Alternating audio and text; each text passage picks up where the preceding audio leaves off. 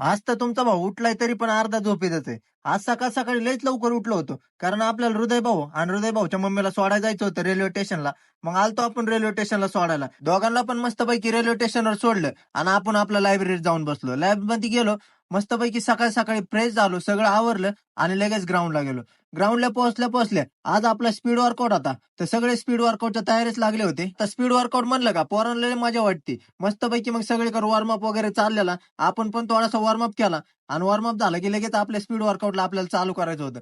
आज आपल्या speed वर्कआउटमध्ये 370 meter fast sprint आणि 30 मीटर रिकव्हरी असा आपला आजचा वर्कआउट होता. मस्तपैकी 7-8 स्प्रिंटा मारल्या. लवकर रिकव्हरी होत नव्हती म्हणून थोडंसं महाग पडलो.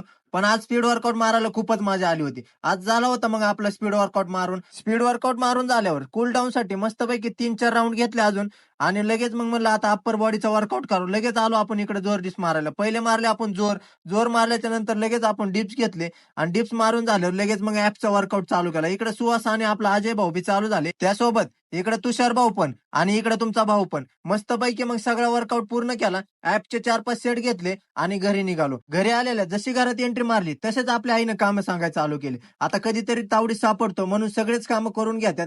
मस्तपैकी मग पाणी वगैरे आणून दिलं आणि इकडे आपल्या चिंग्या पिंग्याचे चालली होती भांडणं. मस्तपैकी दिवसभर खेळत असतात, नुसतं उताना पाताना इकडे तिकडे होत असतात. तर एवढा वर्कआउट केलाय म्हणल्यावर डाएट तर खायलाच लागेल आणि ओट्स तर संपले होते. मग त्यामुळे ह्या महिन्यात आपण अंडेच आणलेत. मस्तपैकी अंडे उकडले आणि अंडे खाल्ले आणि लगेच मग निघालो आपण लॅबमध्ये. लॅबमध्ये गेलं की आपल्याला एकच काम असतं, दाबून अभ्यास करायचा. कारण यावेळेस आपल्याला कुठल्याही हालतीत आपला रिझल्ट आणायचा आहे. त्यामुळे मी दिवसभरात व्हिडिओच्या नादाला लागत नाही. मस्तपैकी अभ्यास केला. संध्याकाळी आपल्या मित्रांसोबत जराशा गप्पा मारल्या आणि निवांत झोपी गेलो.